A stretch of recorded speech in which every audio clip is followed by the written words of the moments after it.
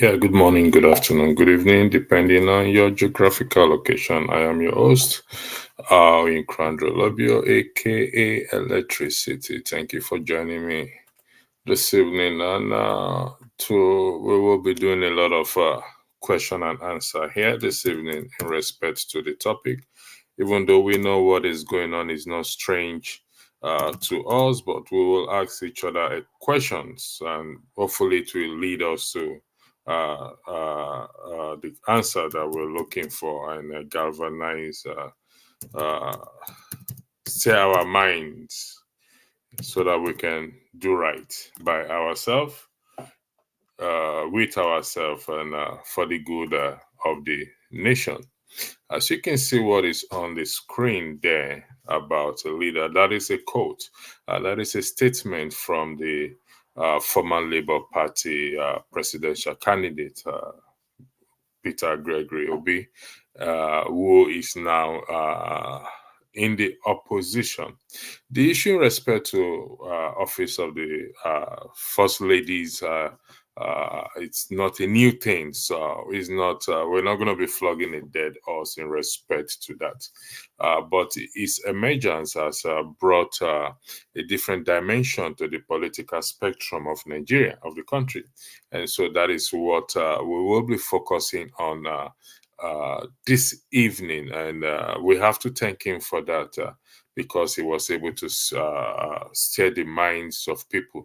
And we've also now have an opposition party or individuals strong enough as himself. So it's a good thing we have him. But this is a quote, a statement he made that a leader must be, is not desperate to be a president of Nigeria, but desperate to see Nigeria work, which is a very good thing. And he went further saying that a leader must be a listener, a learner, somebody who is strong enough to know that you have to implement the right thing, do the right thing, stay on it, even when it's going to be a huge cost to you. And that's a very strong and positive statement for anyone to make. As such, it begs the question. The first question it begs to us is in respect to these offices and other things, that if he himself or the Labour Party and the obedient movement have challenged the constitutionality of what of these offices, because if it's just to say it like what I'm doing now, I'm talking. While my talk may inspire people out there, but if I come out to say I am now in the opposition, then I have to challenge anything I perceived or see to be what unconstitutional, based on what, on this statement. The last part is very important. Stay on it, even when it's going to be a huge cost to you. So has the Labour Party himself and the movement challenged the constitutionality of these offices in reference to the topic, in respect to the topic, the office of the first ladies? Recently, a few days ago or yesterday, the governor of Rivers State created an office for his wife, even though he has not shown the people the draft document is signed that Wike and Tinubu made him to sign. Have these people, the opposition party, do they don't they feel the need to challenge? Or is it the case that they will come out and talk the way I am talking? Because all I'm doing is talking.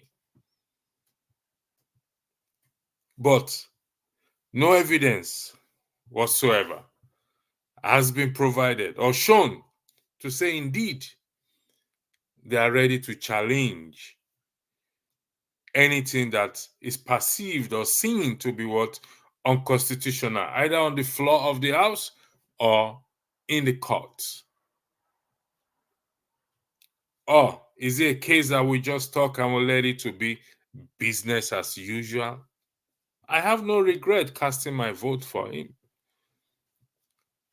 But come 2027, that is certainly under review. And I believe some Nigerians also will share my sentiments. Few have said it should have galvanized the people after that Supreme Court upheld the judgment of the lower court. But what do we do? What does he do? He's a man of peace. But people are dying every day. The office, billions was allocated to the office of the First Lady, the wife of the president. Now, if we investigate carefully and ask how much will be allocated to the office of the governor, wife of the governor, it will blow your mind. And if you read the description there, it says that we are preparing these children because they are the future, they are leaders of the future. In what environment?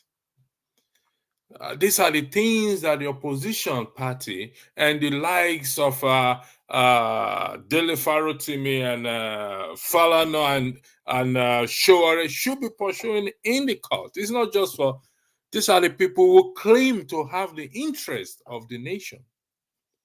It's not just P2B, but I'm using him as a reference point here. These are the ones who wants to become president, to rule the country, came out to say they care for the nation, and yet they don't challenge the offices, such things that they implement. Even the Labour Party reps in the House, nobody challenge anything. And you want the citizens to actually think that indeed you are an opposition party person who wants the good of the nation. These are your words, sir, respectfully. Even when it's going to be a huge cost to you. Are we going to sit down? Are you going to sit down there and allow this criminality to continue?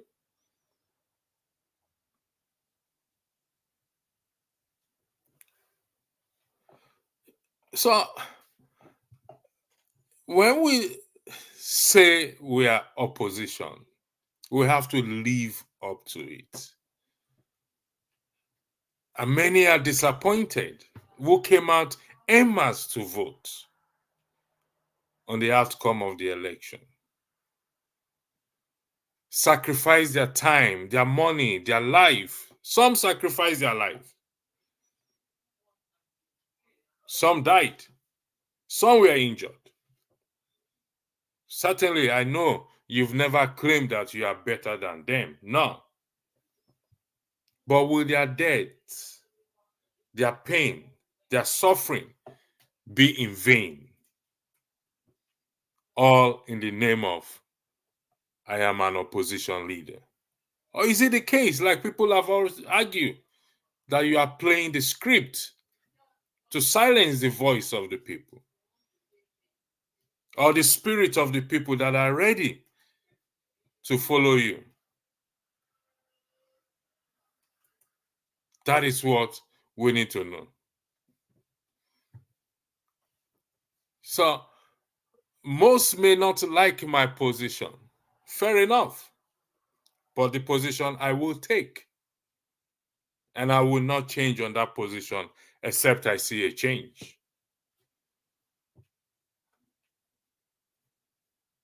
Because if we came out en masse to vote, then you owe us something. And if you feel you don't,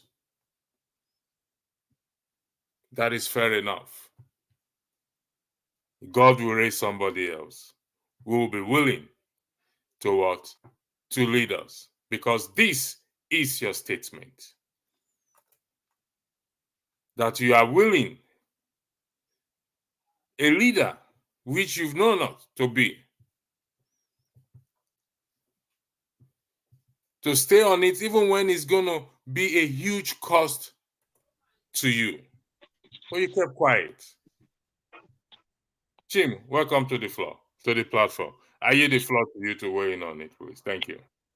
So you need to bring me a little bit up to speed. I want to understand the full angle to the full conversation. angle is 2 days ago or yesterday, the Rivers State governor create an office for his for the wife of the first lady, for the wife of the governor.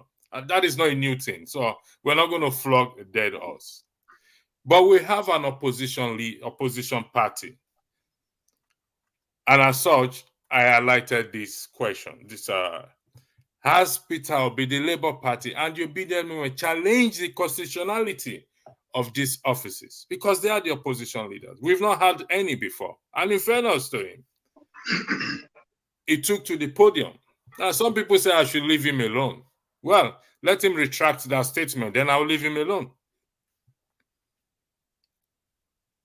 What is the essence or the purpose of opposition party?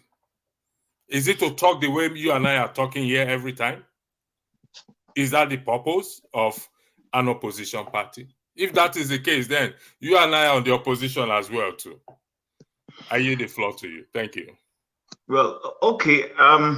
Primarily, I don't think there's anything wrong in the opposition picking holes with governments, the ruling party or ruling government policies, be it real government, tangible government policies, or these fringe issues of constitutionality, like whether the office of the first lady should be had or not. No, talking about it or coming up, speaking up against it, I don't think anything wrong in it. Where I will take it a step further to say where I have a problem is when eventually those caliber of people who are supposedly in the opposition, pick holes with those things, but later on down the line, they repeat the same thing. Now, that's where we would have a problem. So it's all politics right now, that if the members of the legislature buy vehicles they should not be buying in an austere economy, and the opposition kicks against it. Unfortunately, we know that the opposition that is kicking against it is just Peter Obi from outside of government, but his members inside government are not kicking against it because the members of the legislature are also part of government. So, yeah, that's the much I would say right now. Unfortunately, like I keep saying, my perception is that a lot of people who ought to speak up against things, whether they be the opposition party members or even people who are in office or people in civil liberty organization or people like you and me, most times when our people don't speak up against things, I have come to interpret it to mean they are waiting for their turn. I've said it severally that a lot of things that people are condoning is because people don't want to say anything bad, so that when they have the opportunity, it will not be on record that they spoke against that thing. I can bet you that is the typical mindset of most of us as Nigerians. We don't want to speak up against anything because we know we have this sense that one day it might just be our turn. And when it becomes our turn, then we can enjoy what other people have been enjoying and nobody will accuse us of having done anything wrong. So if I understand you correctly, I stand to be corrected. Mm-hmm. We speak against something is different from challenging that thing, because you and I were speaking against it. So we don't want to challenge it because we are waiting for our turns. When we get there, we will continue with it. Is that Yeah, yes, to an extent, yes. But let me correct a little bit of impression. Please for do. me personally, speaking up and challenging are one and the same. So when you hear me say we should not have the office of the first lady, what it means for me is that the day if I am opportune to be in public office as an executive of any level, local government, state or federal, I will not have a first lady. I will just have my wife by my side, who would have her career, If she feels the job I'm doing is so critical that she needs to be by my side 2-4, fine, then she can take a leave of absence from her job and come and help me, in terms of being there for me, helping me with home front in the office. Let me put it that way. For instance, the president will need his wife to make sure his meals are prepared. His president, your president can go home with issues in his head and consult his wife and say, what do you think? Unofficially, there's nothing wrong. Nothing says your wife cannot say, you know what, mister, listen to your people. Maybe the man is having challenges making up his mind over a policy, and he talks to his wife to say this.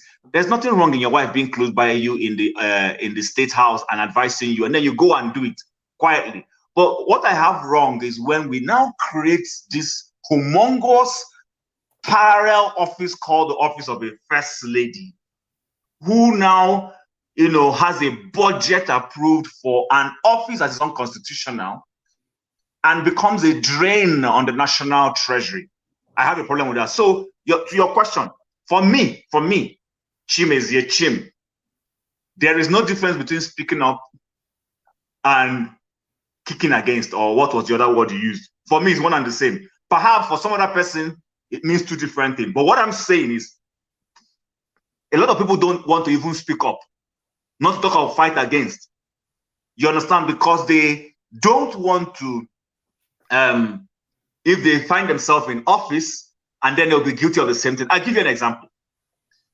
The late governor of Ondo State, when he was, I think it was about the time he was the Nigerian Bar Association chairman president for the whole nation, he spoke up against a president being sick and then not being willing to transmit power to his deputy. He spoke vigorously up against it. But you and I know that he became governor and was entrapped in the same exact scenario, that he was even accused of being guilty of planting the impeachment of his deputy so that the man doesn't replace him. His conversation is what is going on in social media today, right now. So for me, it's one and the same. If what I'm saying, I'm kicking against. I may be speaking because I do not have perhaps the platform to take extra step in terms of maybe if it means sending a joinder to the legislator to fight against it. But what I'm saying, if I have the opportunity to write against, I will write against.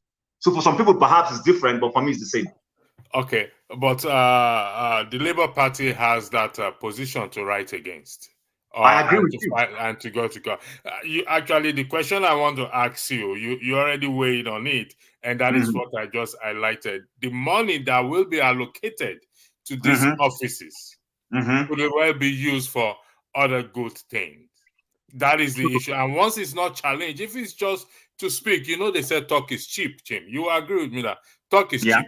I mean, this is me. I've set up this program now. I'm speaking against it now. It's cheap. You can do it. Forefather can come here and do it.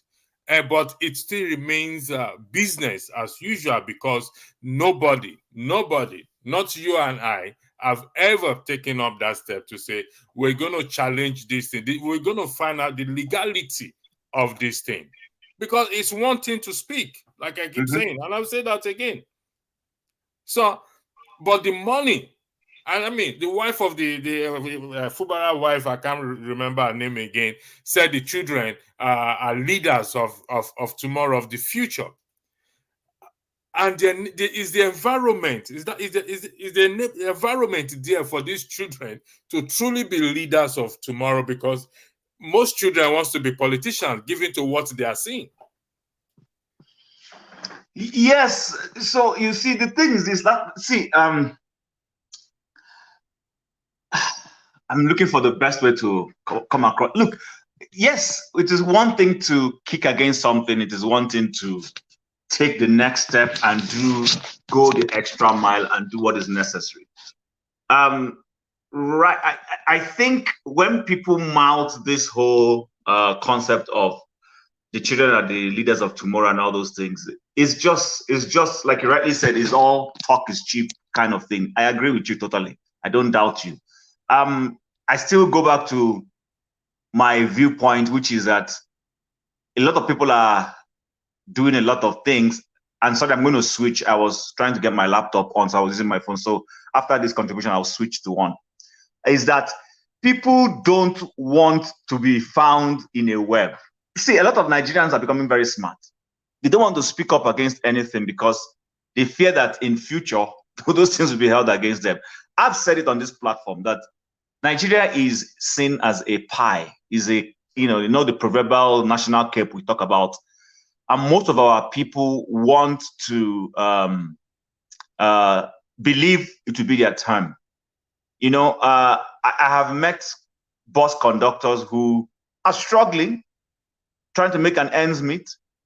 Their hard work is not exactly matching in terms of financial reward, but their passengers will forget money in the bus, and they would say it in Yoruba. I don't know if you hear Yoruba, Andrew. They will say, Oluwa ti ṣe fún mi. Your conductor, your co-passenger. God has blessed me. Somebody says property. Exactly. And look, and think about it. How is that different from our politicians and what they are doing? Our politicians they're from our families. I know we come here and we say, oh, this politician. They are friends, they are classmates, they are previous co-workers in office and all those things. You understand? Some of them even spoke up. But today they have gotten to power and they see it as an opportunity. Tell me, what would they have taken those Labour Party legislators to have said, when Akpabio's leadership was giving them those voting and say, don't vote, don't include us in that vote. First of all, we're against it, but if you want to go ahead, again, in case our number is not enough to stop you from not buying those vehicles, our caucus has decided we will not be part and parcel of those vehicles. Tell me, what would they have taken them? But none of them did that. They all collected it. So it tells you that the average mindset of most of our people is that they are waiting for their turn. That's why I use that Oluwa to ṣe fún mi thing. Most Nigerians are waiting for their turn. Trust me, they are waiting for their turn, whether it is in the private sector. You see them when they are junior workers complaining about, how funds are being managed, how bosses are stealing money. But the moment they become the director, they will do the same thing. They complain about what the local government chairman is doing, but the moment they become special assistants, you see them doing the same thing. And I can go on. I've seen it. Sometimes I shake my head and I'm like, but this is the same person I knew a few years ago who was against some of these things. How come you're replicating the same thing? So bottom line again, every Nigerian is waiting for her his turn. Fubara has gotten his turn, and the wife, even if Fubara probably did not want to have his wife very visible, the woman must have given him shege in the background to say, why is it that it's now my turn that you don't want us to have first lady? And he yielded. So I'm going to switch just a second. All right. While you're switching, I will before I go back to Peter Obi, I will say this to further buttress your point of everybody's waiting for their turn, even the bus conductor, because I got on a bus today and the bus was actually being driven by my very good friend. And when he got to his terminus, as usual, I was a bus driver before. As usual, we check the bus. And he went upstairs to check the bus and he found a bag there belonging to a tourist. And as usual, he called the control and that listen, somebody forgot their bag on the bus. He didn't say, oh, God has blessed me, because when the person came to, the control called the other bus, and so somehow the passenger was there waiting to get, because I came back with him on the bus. Everything that the person owns is on that bag. The passport, the credit card, money, everything. He didn't say, God has blessed me. He handed over the bag to what? To the passenger. And that is why we see things work in this part of the world. And when even the passenger offered to give him something, it's against the company policy, because I worked for the company before. for us to accept anything from passenger. And if you do, you have to report it to the company that listen. It was out of the passenger insisting, and that is why I collect it. And you give it to charity. Most of the time, they say put it in the charity box and it go. So back to Peter Obi. In credit to him, he said when he was governor of Anambra State, he never had the office of first lady. So we know when he becomes, should he become president, even though I stand in doubt of it, come 2027, he will not have such. But if he doesn't challenge it now, and he did not become the president of 2020 in 2027. That is why I insist, or I am saying, talking is different from challenging. We don't have to get there first before we challenge things. Because yes, I will not do that when I get it, but there's no guarantee that I will get there. So this is an opportunity because we are trying to change the system. I don't have to wait till I get there before I say I will change the system. Based on this comment I highlighted, a leader must be a listener, a learner, somebody strong enough, somebody who is strong enough to know that you have to implement the right thing, do the right thing, stay on it, even when it's going to be a huge cost to you. Those are his words, not my words. So with these words, what will it cost him? He may lose maybe support from those Labour Party rep you highlighted earlier that, you know what, return these cars. It's not too late. Return the money Akpabio gave you, the tokens, because you receive salary. Is it too late for him to say such a thing? Yeah, you're muted, Jim. Okay, so electricity. I think he's already said things about it. Now, again, see, that is where, to an extent, when people talk about structure and control of structure, I don't know to what extent the Labour Party caucus is whipped into line by their party leadership and by the political leader, in quotes, Peter Obi. Peter Obi being their presidential candidate automatically is supposed to be their political leader. So even though we know that to an extent some of them and their successes is owed to Obi and his movement, but we're in a presidential system of government. Presidential system of government is very much different from a parliamentary system of government, where it's easy for the leader of the caucus, who incidentally is the leader of the party, and if his party has won majority in parliament, automatically he becomes the prime minister. So you know that the prime ministerial system of government, the parliamentary system of government, is easy to whip members in line than in a presidential system of government. Because in the presidential system of government, to a large extent, every candidate is on the ballot, although under the same umbrella party name, but they are on their success in terms of winning, to an extent, you could say, is based off their individual efforts to campaign and all that. So I don't know to what extent he's able to whip those guys in line, because if he was, at least I should see that with the one or two Labour Party senators from his state. At least the former chairman of ABGA is now in Labour Party and is a senator on behalf of Labour Party.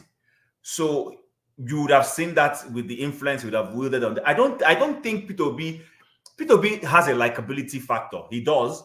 He has a likability factor amongst the ordinary Nigerians and among the so-called obedient. But I don't know if he wields a political influence on those members of Labour Party who are in both houses of the National Assembly. So to that extent, I don't know how he's going to be able to do that. Perhaps if he had won the presidency and had been declared winner and was president, perhaps if or if the National Assembly wanted to go on a tangent with regards to this financial, he might tell his members, I don't want to see people take that money. Maybe they would have feared that, oh, their president is telling them, but he doesn't have, Peter Obi is just a likable politician right now. Let's forget what has happened. He doesn't have any control. So I don't know to what extent he will be able to influence those members. If we go by that argument that he doesn't have any control, doesn't have political influence. Yes. No, well, let's not say, I won't say political influence. No, just for argument. Just for argument's sake. Okay. Just for argument's sake.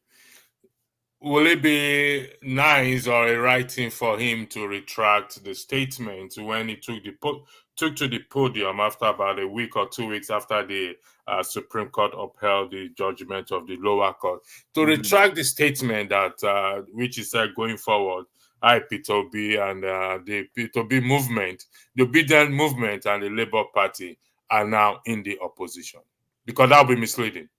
Well, not exactly. Remember, not exactly. I hear you. I understand where you're going with that. Not exactly. So that's where, again, people you see, I think influence is at different levels.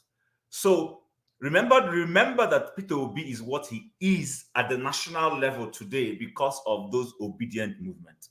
It's not the other way around.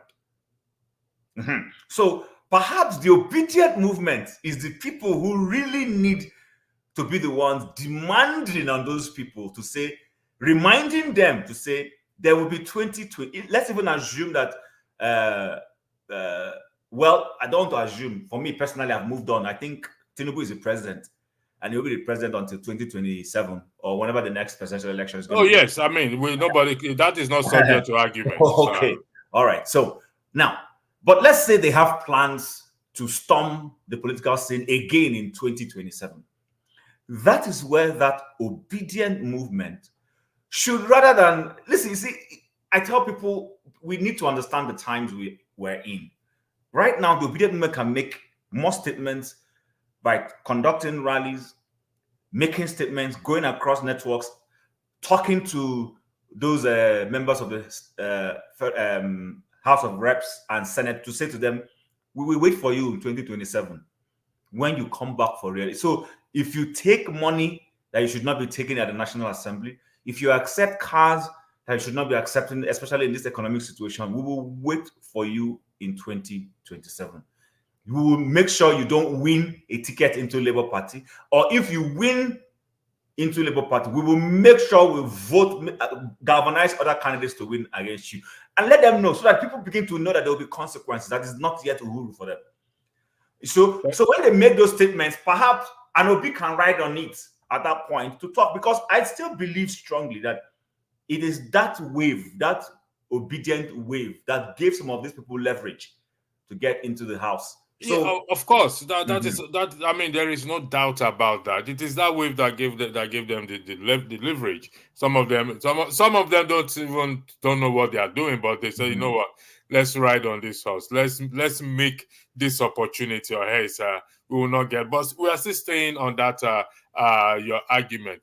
Look at what they did. I mean, first, did you get this quote was taken out of the document that was sent by Ferrari? I don't know if you got that document. And yeah, I haven't fully. I read it in a hurry. I haven't taken time to read, so nothing is really. This I pick it up from. They said educated people are 10% Nigerians, and by virtue of having an education, they should direct and lead the nation, but they have failed the nation. Why?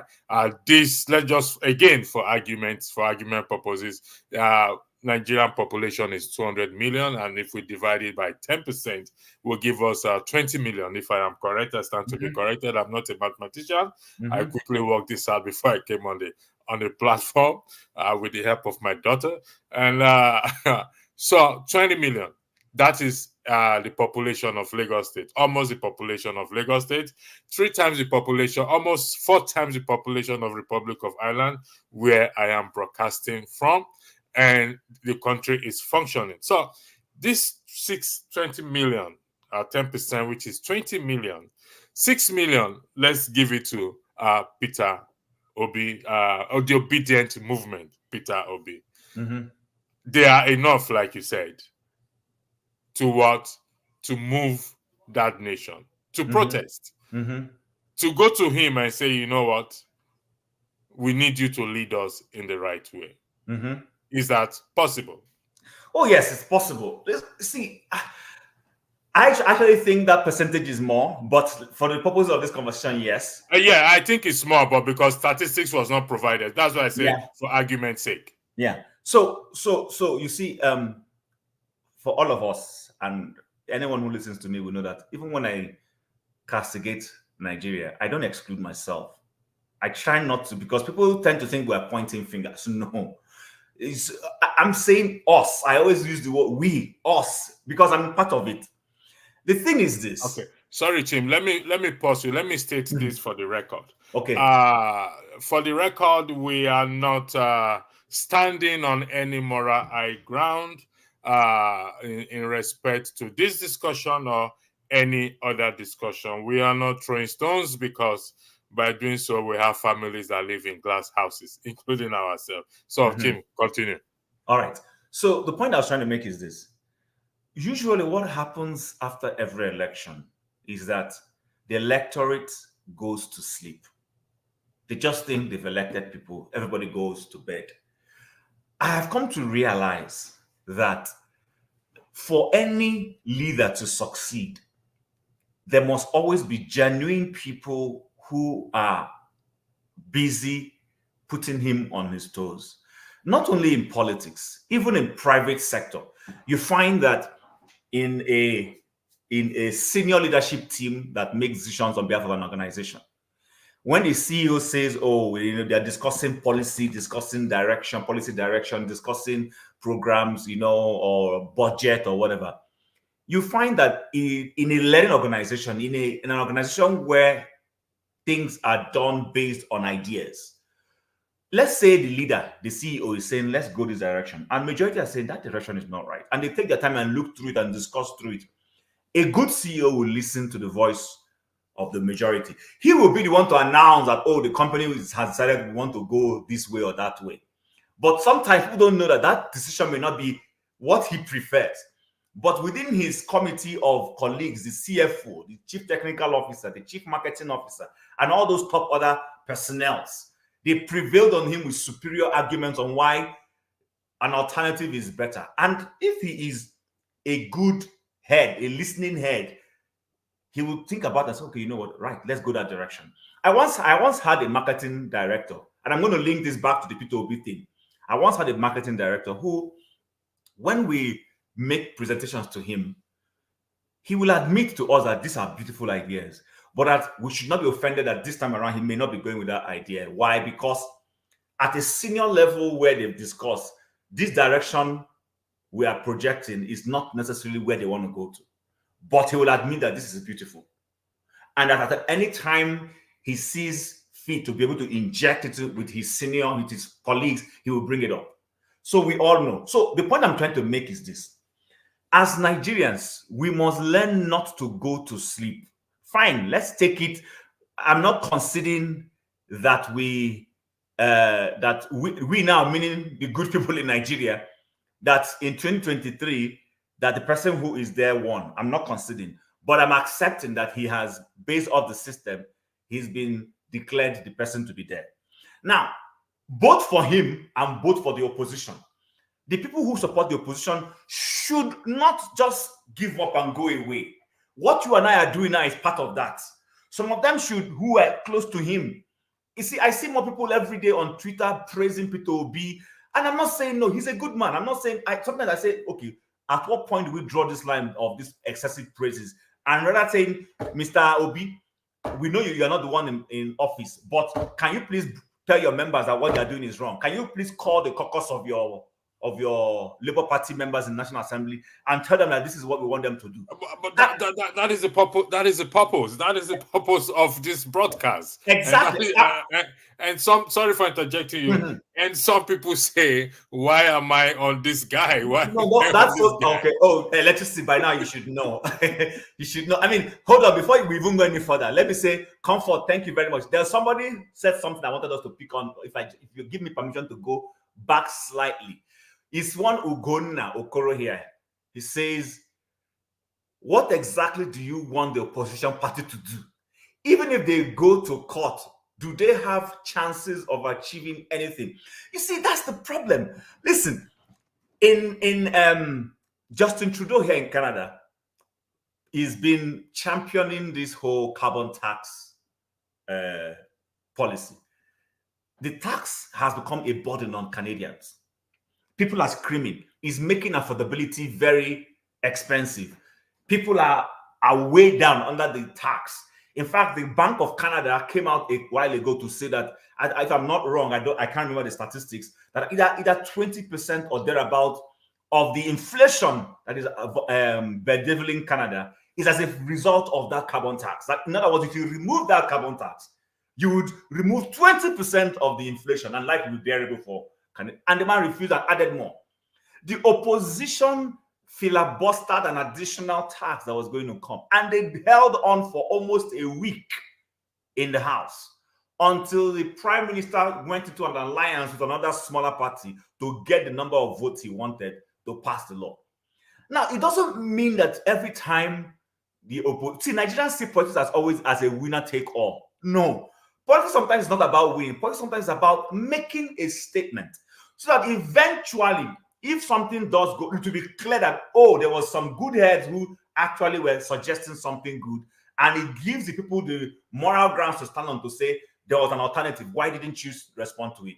So Nigerians always think that every time they resist something, the outcome for them must be that they have won. No.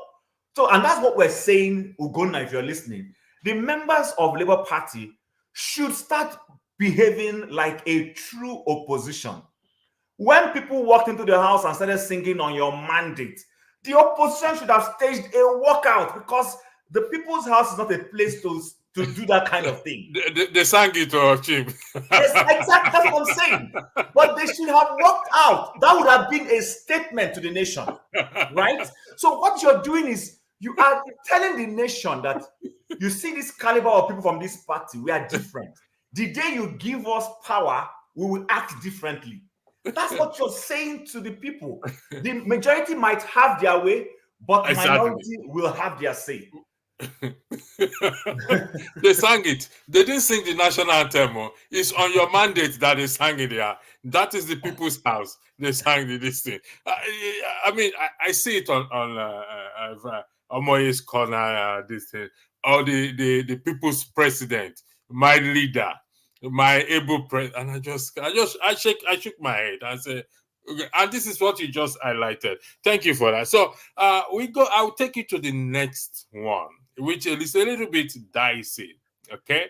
And here it states that most Nigerian political elites don't feel Nigerians' pain because the time Nigeria has not yet happened to them. I struggle with this in terms of if it's accurate.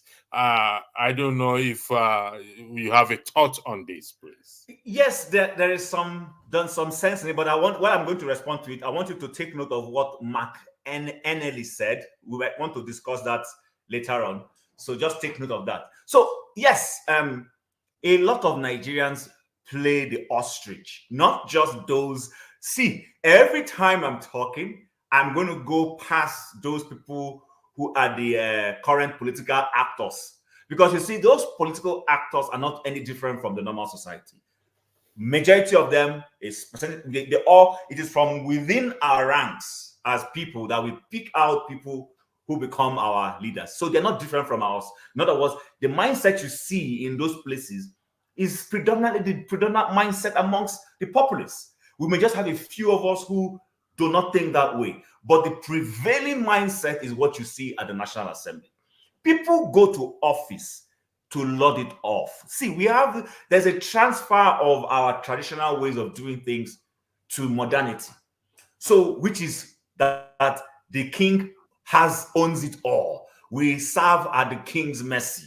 It is the king that owns all the yam and the farm, and he gives you what he wants. So when our people become leaders or go to national service, they don't go there to serve. They don't see it as a service assignment. Rather, they go there to be served. They go there to behave like an entitled set of people who certain things need to be given to them. You know, people sometimes treat this thing as if it is like you join the company you're serving the company, and the company owes you certain benefits. While I am not saying that when you're a politician and a public office holder, that there are no benefits. I'm not saying that. But it's supposed to be that while you enjoy those benefits, you enjoy it within the context of how the economic situation affects your people. So, for instance, we all know that the economy is tight right now. What we expect our public office holders is that certain benefits can be stepped down. You can step it down and say, okay, you know what, why this is my right, considering what is going on, I don't think I need to, take these benefits right now, so that we can be able to create room for our people to have better life. And then at the same time, you're passing the right message to those people. But our leaders, so-called leaders, don't see it that way.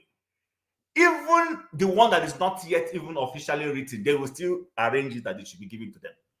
So yes, while I would say that to an extent they lose touch because Nigeria hasn't happened to them. Then when Nigeria now happens to them, you see people begin to turn around. But I would argue that it is also the mindset of the man on the street. Remember where I started with you when I said Oluwati fún mi. So because see it. Do you know how many newspaper celebrations and congratulations our legislators get for winning an election to go and serve? People are writing and saying congratulations to you. Someone is appointed special counsel to investigate CBN. He gets congratulatory messages on the newspaper. So that is the way we see it. He's been promoted. Finally. Do you get what I'm saying in electricity? So that is the mindset that is influencing this nonchalant behavior towards the populace. I look at this statement in two ways. One, pain. I believe that the Nigerian political elite do feel pains. I'll use an example. Remember this guy that is in prison in the UK, Ekweremadu. Yes. And the daughter is suffering. Is it a liver problem or a kidney problem? Yes. That is a pain on its own. Though he has the money, he has the money to do it, unlike the common man that walks on the street, who does not have the money. Mm-hmm. So that is a pain on its own on them, because we don't see what they actually are going through in that sense. We only see the monetary aspect. We see the affluence. We see that they can go to UK, they go to check up this and that. But that's pain. For example, the governor that recently died, he has the money, he has everything, and Nigeria also happened to him regardless of his money. So that is a pain on its own. That is the way I say it from that angle. So the next one is this. Is that a pain? Do you really think that's a pain? It is a pain. That's karma.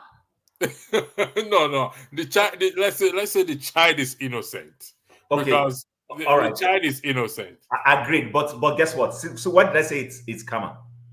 I'm not using the concept of karma from a wicked perspective before people think that I'm trying to be mean. No.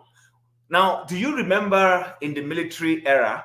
I don't know if you were conscious or if you took note. We had a minister of works, and if you know what the office of the minister of works encompasses, road construction, housing, and all of them. Did you know that we had a minister of works who was traveling along our highway in a Prado vehicle, had an accident? I think it happened to even two of them. One died. The other person, eventually, when it happened to him, he just had a fracture and never recovered from it and continuously walked on with the aid of a walking stick. So the point I'm trying to make is this. That person had the opportunity of fixing the roads. He or she didn't fix the roads.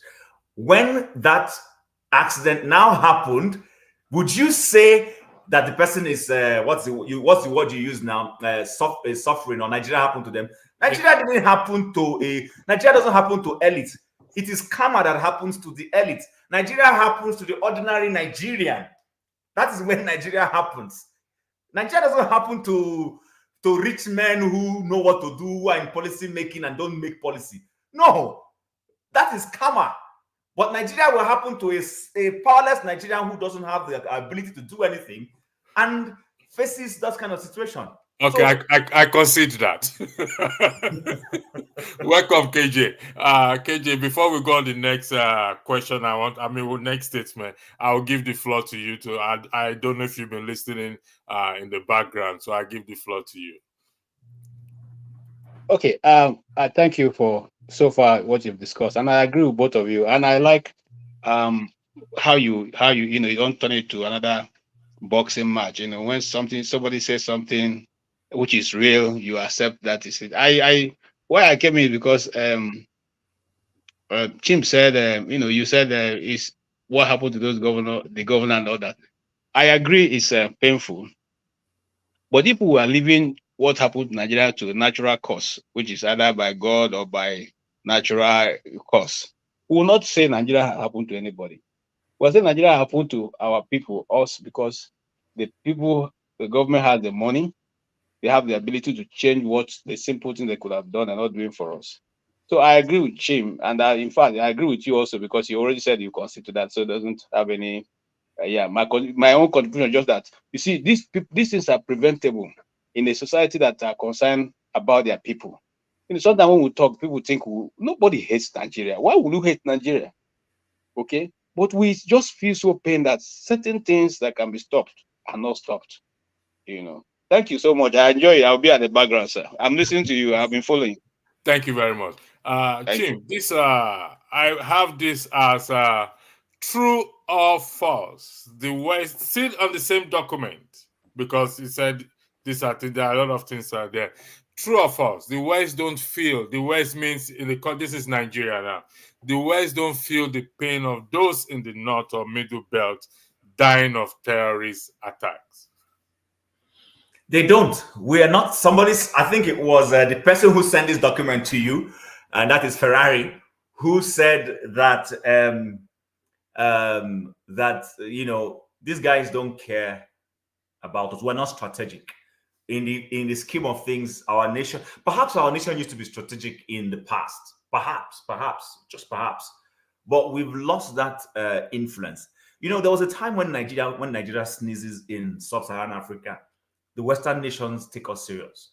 In the days when we were declared a frontline state in the struggle for independence of most Southern African nations and all that. The times when we would boycott things. Tim, let me repeat you are reading this thing, okay? Yes. Terrorist attack is one thing. The floor is still yours, okay? And people dying of due to bad roads in the West or whatever it is another thing. So if those in the West don't feel the pain of those in the North, could we also argue that those in the North don't feel the pain of those in the West? Okay, so quickly. So when you say West, you mean Western Nigeria? Yes. Oh, okay. Western Nigeria. That's why I said in the context of Nigeria. Okay. My bad. Sorry, my apologies. I now I get the question. Yes, I don't think sufficiently we do, because if sufficiently we do, I'm going to say something that's going to be slightly offensive to some people, depending on their level of spiritual inclination. So when October 7th happened, you know what October 7th means? Don't think so. Can you remind me? The Gaza, the Hamas. Okay, the Hamas. Okay. Okay. So when October 7th happened, a prominent Nigerian minister did a video in solidarity with the state of Israel. Yeah, I think that's Adeboye. Okay, I don't want to mention names. No. Listen, we have to mention it. That is not being disrespectful. No, I know, but I know why I said I don't want to. Make don't worry, electricity. I know why I said I don't want to mention names. I intentionally just said I didn't want to mention it, but that's fine. I was not because I'm afraid, but I intentionally didn't want to. Now, here's the thing: a video was done supporting and wishing the state of Israel well, praying for them, encouraging them that you are with them in prayers and in whatever else you were with them. This is how many hours after Play 2 happened? Where is the similar video to say this is not right? these are people in the same territorial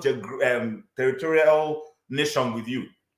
You could do that for people elsewhere, but you are not able to do that for these people in the same country with you. So to an extent, I think those of us, and I'm putting myself as if I'm still in the West, as if I'm still in Nigeria's West, who are in the West, sometimes we are totally torn apart from what is happening in the North and in the Middle Belt, because we have this our relative peace.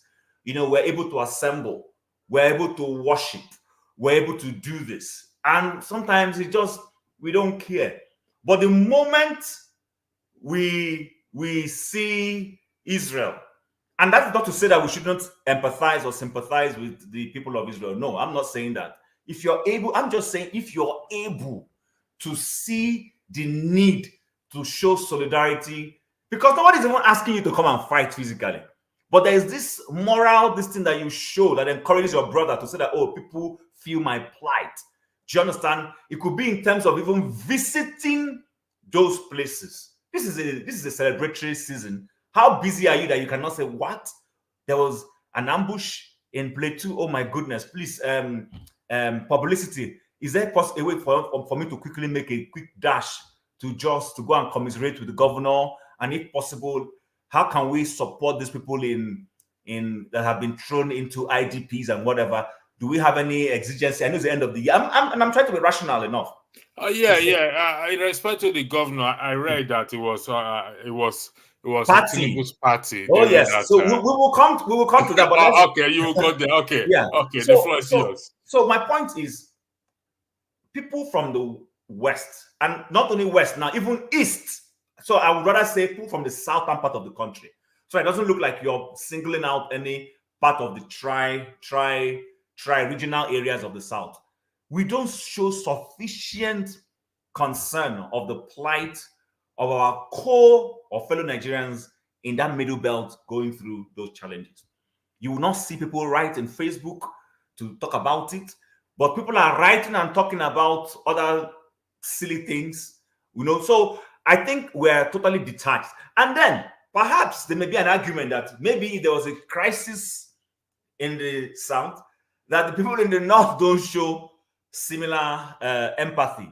Perhaps it's true. I don't know. Yeah, and in fairness, when Adeboye put out that statement, a lot of people criticize him. Even Rudolph also put out a video, and I heard he deleted the video from the Twitter space. I mean, X space as it is called now. Who deleted the video?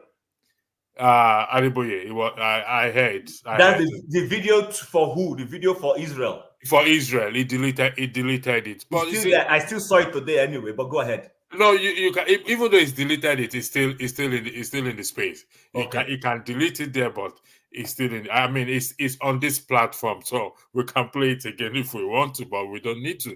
But you see, he is just one person. So, and for the fact that he was called out and he deleted it, and a lot of people called him out, clearly indicates that the West shows sympathy in times of crisis. When the Plateau incident, I mean the Kaduna, the bomb, those 126 people that were killed, a lot of people condemn it from the West. To me, I don't think this is a fair statement. I think this statement will further divide, not unite. For me. Okay. So that's why I said I didn't want to look at it from a regional north-east-west perspective. I'd rather look at it from a leadership angle. You know, we have different cadres of leaders. We have religious leaders, we have business leaders, we have political leaders. So, and the people see, like I said it here once, Nigerians just want to see their leaders show germane empathy. There's nothing wrong, especially in some instances where you know there are some religious connotations in it. So you are a Christian and you see that a predominantly set of Christians, perhaps in the North, have been touched in a particular way. It will not be out of place if you go there and comfort them. Not necessarily that you're going to go to everywhere that was hit. You visit the state government or the local government chairman, make a statement to say, we see your plight, we feel your plight. We may not live here with you on a day-to-day basis, but we understand the challenges you are going through. We are praying for you. Where we can make submissions using our influence to talk to government to do something quickly, we will do. And where we can give humanitarian services, we will offer. That's what people want to see. But when people don't see it, that's when some of the things you're talking about starts happening. People now start beginning to, because you know the human mind has a way of trying to narrow things down to the most minutest, unnecessary categorization. And then they start saying the West. No, there are sufficient Western leaders who are not happy with what is happening in the North. Ditto East, ditto South, and all that. But you see, what people are actually looking out for is to see these so-called religious and spiritual leaders show more empathy and concern. That's what they are looking for. We'll come to that religious leader because there's a question, a statement I'm going to highlight. But I left Comfort comment there. And the reason why I left it there is life, citizens' life. And citizens' life is across board, north, south, east, west. And that is why I would disagree with that statement, that comment, because I think if in the context of Nigeria, lives have been lost every day, north, south, east, west, either via terrorist attack or via kidnapping or via accident. People are unable to pay their hospital bills, and even via hunger, even though we don't hear much of that, armed robbery. So these things occur across the nation. I personally, from my position, I don't agree with that, because every life is important, whether it's the northern person, the south, the east, or the west. The floor is back to you. Okay, so I think I agree with Comfort. I think this past weekend I said it that whatever you want to do. Sorry, was anybody saying something? No, go ahead. Okay. I've muted. Okay. All right. So you remember, this past weekend when we were talking about defense, I think it was with Forefather, we're talking about defense and how our defense, our security personnel are not being utilized to take care of the people. And Forefather said it's because they don't have enough funding and all those things, and that they have been designated to protect national security assets. And I said, what is the greatest asset that will be greater than your citizenry? Your citizenry should be your greatest asset. So if you are busy protecting pipelines as against protecting villages, especially, these things are not new. We know that it's becoming a recurrent phenomenon that during Yuletide times like this, terrorists go on a rampage. Madala happened during a Christmas season under Jonathan. There was also another one during I think Jonathan's swearing in. People detonated a bomb around the Eagle Square. It's been common. Then the Ondo church thing also. So I was saying that while we are not saying that the government will be everywhere, we know that because Nigeria is dealing with terrorists, the security forces are overstretched. I agree. But would it have been out of place within this period to identify core areas these things usually happen and send forces to those places to be on the red alert? Not even if they can't stop them, but they will form a form of deterrence. They will know that the government is up and doing within this period and do something. But nothing happened. They are busy protecting assets. Our president feels that it is okay when his fellow Nigerians are mourning and crying to be throwing a party. Would you think it will happen in any other nation where they are having this crisis? Wouldn't the president just suspend the party as a mark of respect? Because you see, when you do those things, it tells the people that you take them serious. But when you go ahead to throw your party, irrespective of, and the party is happening, it's not as if you were having a party and it happened. Then we can excuse that the party was already ongoing. But days and weeks after the thing happened, you went ahead to hold your party. Why would you be doing that? You're saying to your people, you do not matter. So to that extent, what Comfort wrote is correct.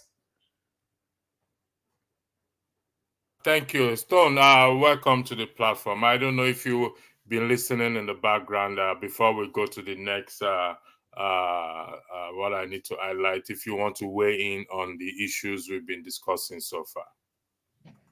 I'm not. I'm not. What? I just really listened scatteringly. Are you talking about the events of Plateau State?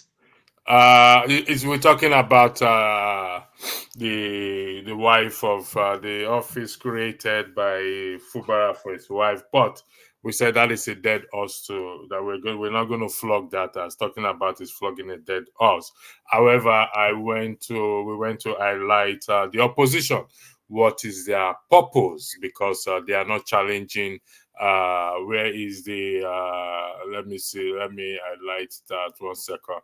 The opposition have not challenged the constitutionality of these offices. So that is the main discussion, and we continue in that light. So if Okay. you want to weigh into it before I highlight the next slide. Okay. I believe before you challenge something, you need to get your house in order. I believe the Labour Party is in a mess. I believe that Labour Party is in a No, mess. no, Tim, we've waited on that. We agree with you. I mean, Yeah, this, and yeah. if So I were Peter Obi, now that the iron is hot, so to say, I will strike. And how will I strike? I will rename. I will carve out another party and call it a new Labour Party. So all the debt all the no, this is my opinion. I'll I tell you. know, I I'll tell know, you. I No, know. all the dead horses and all the troublemakers will be sorted out. That's what I'll do, and then start building. Now, Peter Obi has been kind of quiet. Dati has been kind of quiet. Maybe I will assume there's something cooking in the background. Maybe it's a strategy that they are cooking something in the background. I would like to think that they are cooking something secretly, but as it stands, with the way Labour Party is, they cannot challenge strongly the ruling party. And the ruling party is they're just they are making themselves stronger in every aspect of government. They've got the judiciary, they've got the military, and all that. So what do you want to do? thank you. What can you do? Uh, don't run away with this because there's something I want to show after it. So, Okay. Let me just when you refuse to know God for free, you will end up buying anointing oil for 120K. Don't run away with it. You must pay for your ignorance. Now, here's the question. Here's the question. Are the Nigerian citizens suffering due to ignorance? is that for me or for him? It's for the floor. Either of you can go. Let a tone go Uh, first because I he just think I think for the Agbado people, I wouldn't say it's ignorance. I think they are living in denial.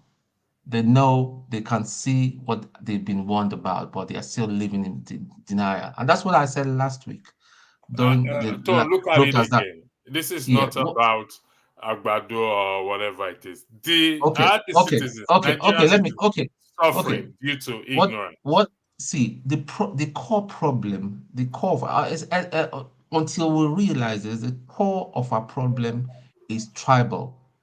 Until we deal with that tribal sentiment, okay, look at what is happening in Ondo State. Today I got a better understanding of what's going on. Now it seems the guy that has been sworn in today has his own faction. And although I didn't know even it's even that complicated, they've got south of that. So there were some people that were waiting for Akeredolu to fall. And how can you be celebrating? I mean, no matter how the difference and all that, how come we've gotten to a place and all that there's no respect for the for a man that had just passed away and all that, no decency. You guys are healing, you're celebrating as if an election has been won. That is where we've gotten to in Nigeria. Human life has no meaning at all. It's all about power. It's all about people from my divide. From it's So until we deal with this matter and all that, see, we cannot go forward. On the one hand, IPOB is telling some people they shouldn't be involved with the government. That they shouldn't vote and all that. I agree where I can understand a bit from where they're coming from, but that is not the solution. We have one common enemy, and the common enemy is not the Yoruba man, it's not the Igbo man, it's not the Hausa Fulani that they will say and all that. It is the corrupt politicians. The corrupt politicians are from everywhere in Nigeria. We need to fight them collectively as a people. But they're not they're not just seeing this. Everybody is there to go and collect what they want to collect and all that and just build. That's it. So I wouldn't say it's ignorance. What I will say personally, I think it's just uh, they're living in denial, and until when they are it has gotten to some extent, and now they will say no way, we're not going to have it. And that is the passion all of us have in diaspora. That's why we come here weekday, over the weekend and all that. We should be relaxing and doing other things. That we come here and then we are shouting at each other, we are brainstorming and all that. Nigeria needs to come to that level. Until they come to that level, nothing is happening. Nothing is going to happen, I'm afraid. All right. Okay. Thank you. The floor is yours. Okay. So for me, I agree with the statement again. There is where we are suffering as a result of our ignorance. We're suffering because we do not realize that that the office of the citizen is the most important office. We're suffering because we choose to play sectional and ethnic politics when we should be talking about how our nation should be developing and evolving. It's all ignorance, and it's not just ignorance. So ignorance can even be ignorance that you don't know. You understand? As in, you don't know. But this ignorance is not an ignorance of you don't know. This ignorance is self-inflicted ignorance. Thank you very much. choose Chief, to let be- me interject you there. Thank you for Okay. that. I will welcome Jagun. Because the Bible says, my people perish for lack of knowledge. Mhm, Is it knowledge of God because we all have this knowledge of God, or mhm. knowledge of his ways? It's both. So for some people, it is knowledge of God in the sense that can you put up that other one that says the longer post? Can you put it up? The longer one, not this one, the other one. When you refuse to know God for free, the operating word there is free. You will end up buying anointing oil for 120K. You see, okay, so I have been guilty of this. I've been guilty at the level of my Christian understanding where I was all about activity. Oh, they say we should come to camp or we run to camp. Oh, they will tell Christian the program one name, and I will not use any of the popular names, so nobody will accuse me of singling out any of their papa's program. I've been part of it. But guess what? At some stage, I sat back to say, is this really what God has called us to do? I had nothing to do with me coming here. As after a while, I just started telling myself, okay, you know what? I would genuinely attend programs that I feel, aid my knowledge of the word of God. And the ones I think were just frivolities, I stay away and back off. Do you understand? There's nothing wrong in praying. There's nothing wrong in having religious celebrations. There's nothing wrong in it. But our people just think, they don't question things. Do you know sometimes God even wants you to question things? And questioning things doesn't mean you're running down the man or bishop or pastor or what. No, you just question the Bible. What does the Bible say about the Berean Christians? That after they've heard this word from Paul that has healed people, raised the dead, done all this, they will go back and open the Bible and search just to be sure that Paul was not under the influence of emotional this thing and was doing what he was doing. They go and check. I'm going to stop you there. Not that you still have the floor. Going by, we don't question things. Many on this platform have condemned the Constitution, even without reading it. Is that different? Is that not the same thing with this statement, what is it here? Is it not the same thing with this statement? They refuse to know for free it's what is inside the constitution.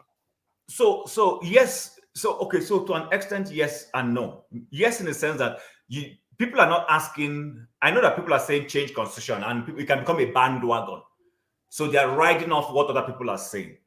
But the truth about the matter is, people have read the constitution and have identified things in it that do not sit right. I haven't read everything in the constitution, but I have read elements. I have seen things that I feel are not appropriate or are not sitting well or might be good but put in the wrong perspective. For instance, I see no reason why the federal government should be the owner of every resources in the country. That's an aberration. Do you understand? So you don't need to even read the constitution to talk about that one. What I'm saying is, question things, even if you haven't read it, but you know that, oh, this is what is going on. Ask yourself, is this thing correct? Is this thing right? Should it be the way it should be done? You understand? And then it becomes a basis for people to look in.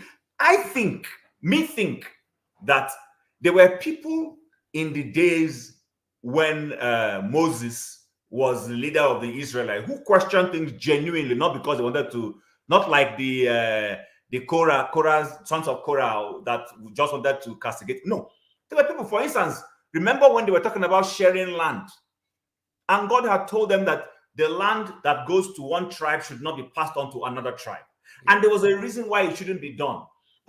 And they were told that the land should be passed in from onto the males, not the females were not put in the inheritance. But there were some ladies whose father did not have. Whose father died did not have a male exactly. child, they challenged it. Yeah, and they were giving the inheritance, the land. But if they had not spoken up, yeah, they went and questioned it. And Moses, knowing fully that what they asked, even God told Moses, they are right. You know sorry, Chim, now we're coming back to the very discussion. Okay. It's one thing to talk, it's another thing to challenge. Yes. These three sisters challenged that, listen, yes, our father do not have a male child, but we are still entitled to that inheritance, even though the condition that was given that you must marry from within that tribe. So it is appropriate, or I don't know, appropriate to question the validity of the opposition of Peter Obi obedient movement. Of course. And, all right, thank you. The floor is back to you. Of course, that makes them see. Remember where we started? I said to you, it even makes them think. If they are not questioned, see, bro, if you don't question certain things, sometimes even a good intention will begin to lack steam because nobody is putting that person on their toes.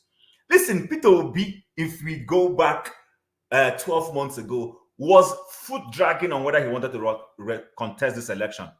People have forgotten. He was foot dragging. I saw people on Twitter pushing him, telling him we will support you. And then he joined and went into, or of course, he was already in PDP. And when he read the handwriting on the wall, the same people told him, leave, wherever you go to, we will follow you. And then he moved quickly before PDP began to fall apart with their zoning issues and all that. When you don't face criticism or critiques, it doesn't help you build better. In fact, it doesn't even help you think. But when your opposition is putting you on the toes, or when people outside are firing you a little bit, and I mean not the jealous ones. So remember, there are people who are firing people jealously. But there are people who will say, Oga, I don't agree with you. I'm not happy with your silence. Oga, I'm not happy with the way you've been responding to this. Oga, and you know what? It will ginger him. Today now, I think every month, he holds a town hall on X. That's part of people pushing him to be engaging them. I think the next thing is to push him to start talking to his members in the federal house. He needs to start talking to those guys to tell them you can't afford to go there and give our party a bad name. You understand? Forget Tinubu for once and APC. Focus on your people to show that that Nigerians who trusted them, believed in them, those 6 million Nigerians that voted for you, you understand, and we're hoping that you would win.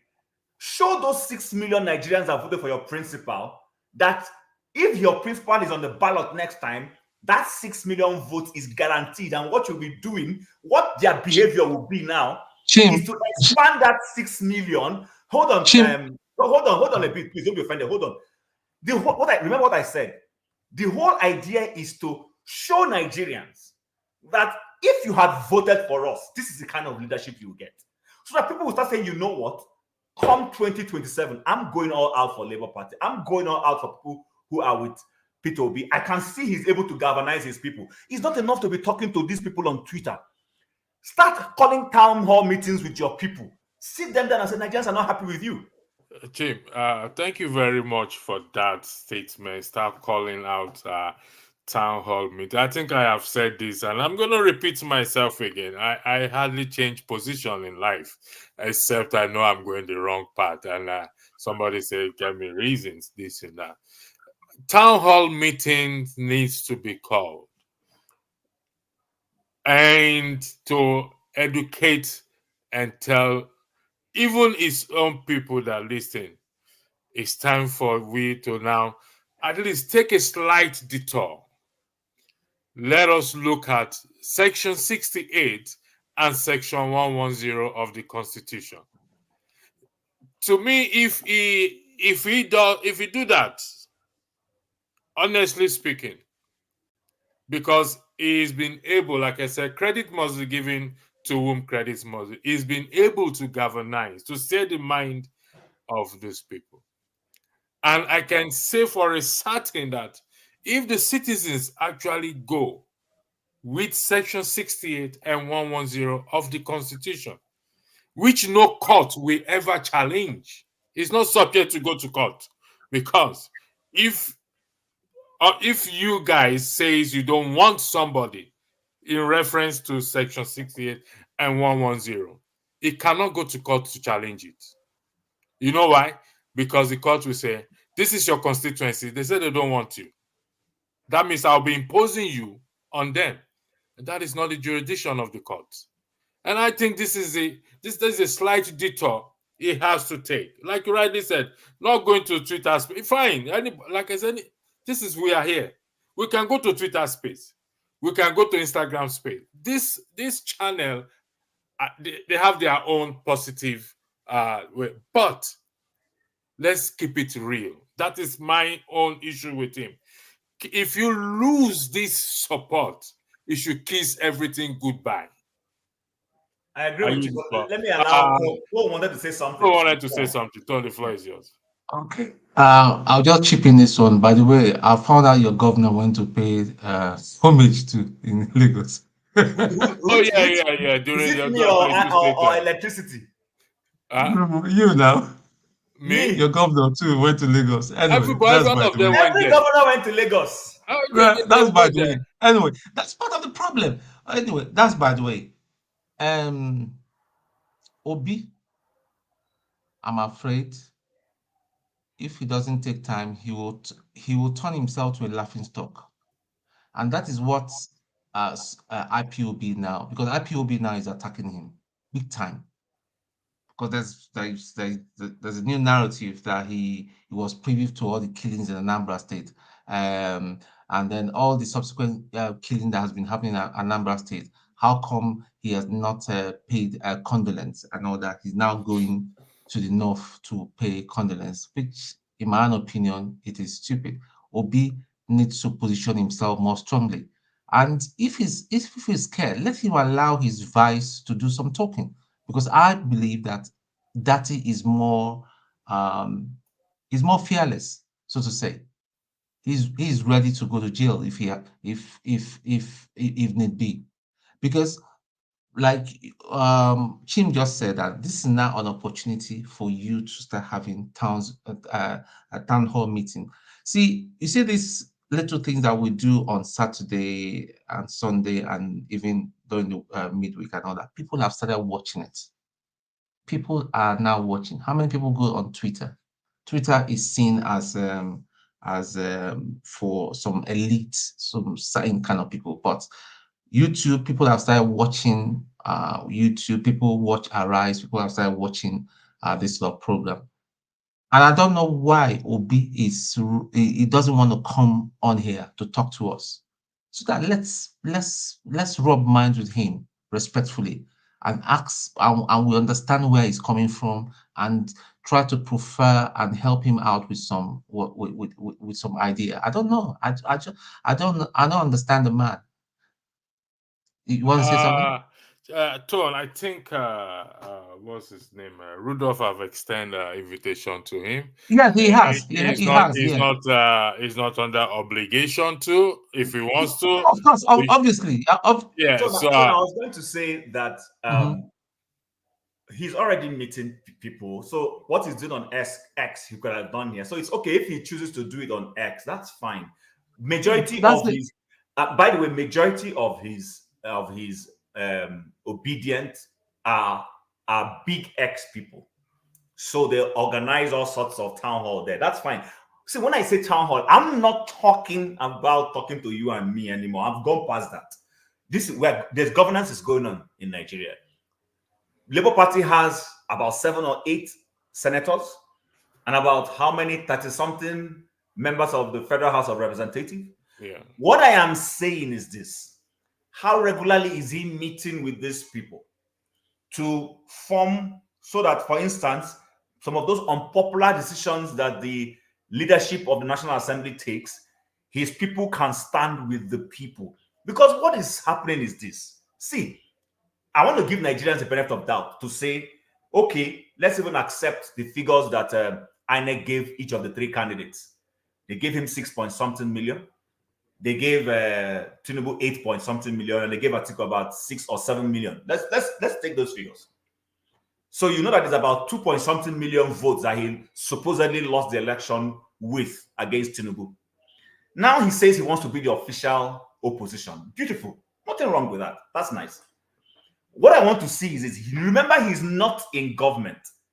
If this was a parliamentary system, he will be in parliament. He will have a seat. And from there, he will be making alternative views that all of us will be seeing during parliamentary debate. Now, it is his members in both chambers that are in government on his behalf. What I'm saying is, for instance, that car purchase, if he was meeting with his people should be able to come up with a formidable common front to say, don't vote us into this budget for these cars. But assuming you have done so, we are letting Nigerians know that none of our members will accept it. The prayer that was prayed into their accounts, our members will say, we have returned the prayer. We don't accept that prayer. And then he will be the one helping. So when they want to make any decision in the house that is anti-people, his people will come back, discuss, and be able to resist what is going on. Right now, those people are not playing the opposition.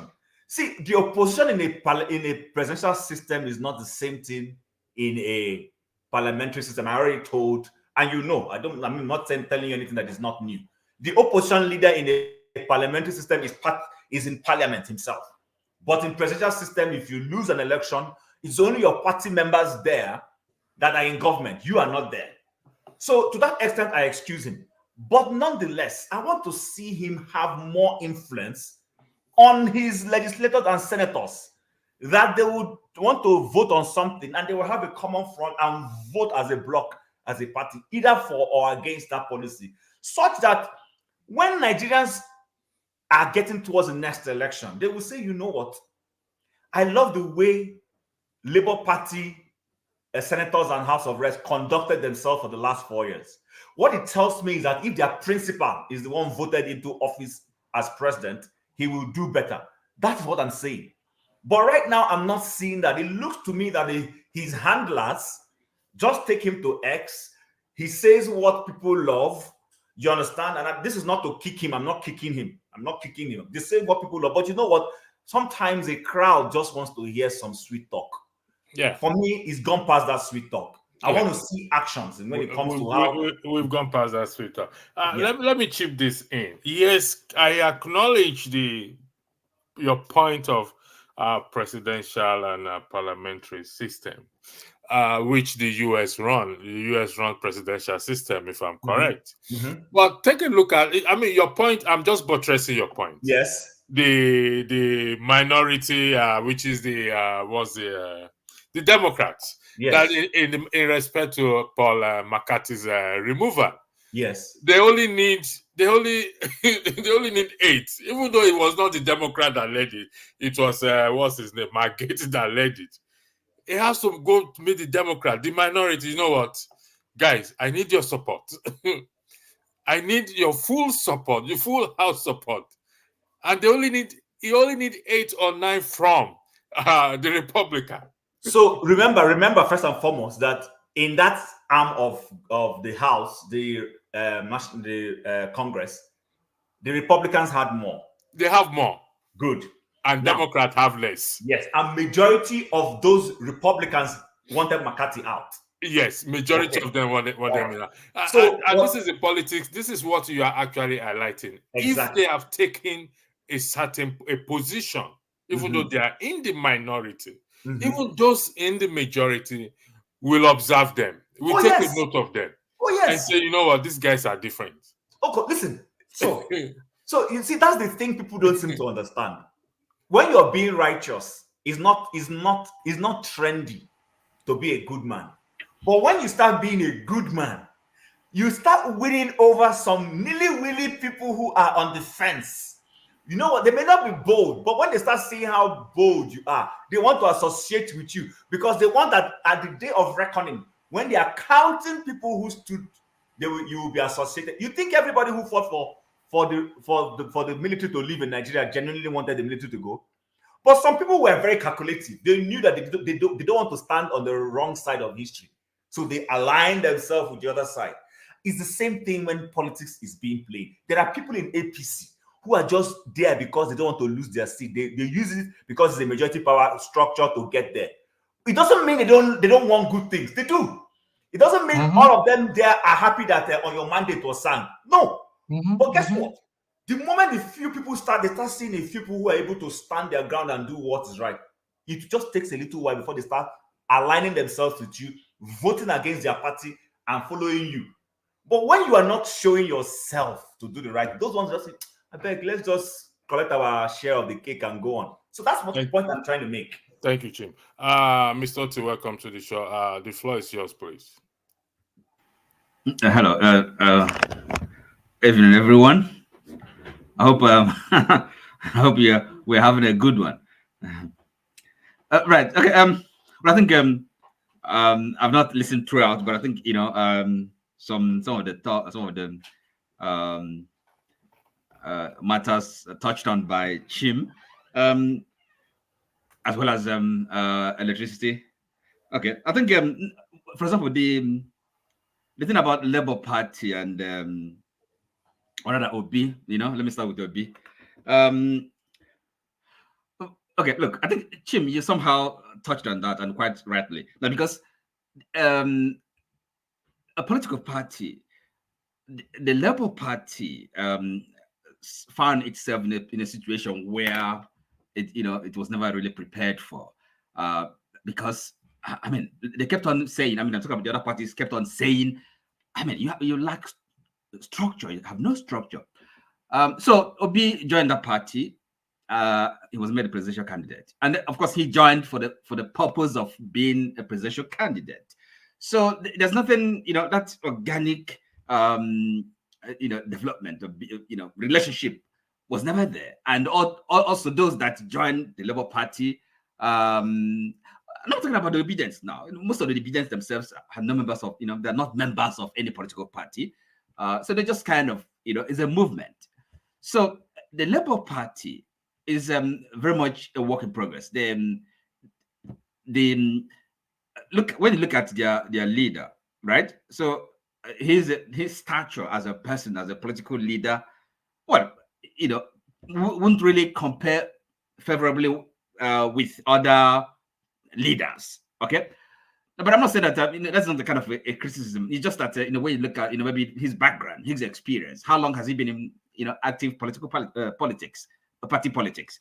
So some of these things, some of the critique or the opposition should actually be coming from the Labour Party as if they want to see themselves as an official opposition. So it's not just one person, the candidate. who lost the election. Okay, let's not forget that. So, but then of course you talk about the Labour Party, those who ran on the platform of the Labour Party that actually, became successful. And then they're not part of it. They are not okay. Well, as a member of parliament, you're not really a member of the government, are you? I mean, I'm not really, because the executive is the government. Okay, so they are parliamentarians. They are people's representatives. So they have a role to play in. But the difficulty, the challenge they're facing as a political party is, this lack of, lack of, structure. I mean, let's use that word, structure. They have not they're not really formidable as such. So they need a lot of work to do to be able to play that oppositional role. Okay, so that is just and then Peter Obi himself as a candidate. Well, yeah, I mean, he's doing. I think he's doing what he can do. I mean, one can always do more, but is only one. He was only a presidential candidate. There are other presidential candidates. So what are they doing themselves? So okay. So Mr. Oti, let me ask you this. Sorry for interjecting. Can I quickly say something before you ask? Okay, ask me. Yes, hold on 1 second, Chim. Structure. Mm-hmm. The other parties, APC, whatever it is, they have structures. That's great. Which everybody have said there are structures of criminality. That's correct. But not only. So insensitivity to this and that. So the Labour Party at the moment also have a structure. They are building on it. It's just like a structure in a house. You want to set up a building. You start from whatever it is, foundation, blah, blah, blah. Mm-hmm. And you start to build gradually on it, depending on your... but you see, the integrity of that structure matters a lot. If you meet any architect, they will tell you that the integrity of a structure, meaning that the blocks they're going to use, the cement, the pipes, all those things have to be according to spec.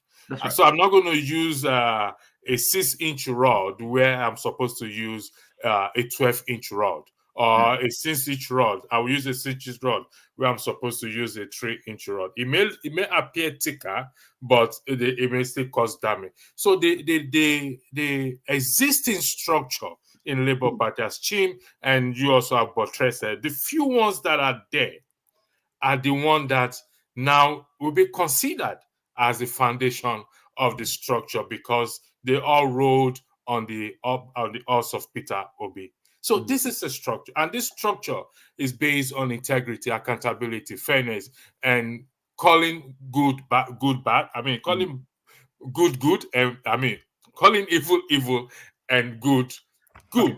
That is the focus. That is what we ask of them. You see why he asked me so much? Okay. Can I also answer my vote? So the first back. Sorry. Okay. Can I? You see? No, okay. Yes. My response would be this. Yes, you're right. But you see, now they're being put to the test. Okay, because most of them, I would say, never really had any. Maybe the first time representing anybody, even at a local government, as a council or whatever. So suddenly, most of them find themselves, in the National Assembly or state houses of assembly. So now they have the opportunity to prove themselves. And if someone, was never really cut out for that role, maybe they just were, being opportunistic, right? And they wouldn't pass the test. Okay. So so that's the thing. In other words, when this time it's, then they would have to kind of give account of themselves, And if one never really proved, they wouldn't feel entitled to carry on.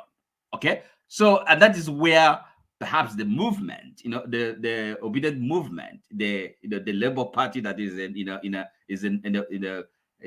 a kind of that is growing and developing and changing the political dynamics. That's when they would then not allow them to carry on. Are you with me? So because they never were tested. Okay, so it wouldn't really be too surprised if we're not, kind of seeing or witnessing, kind of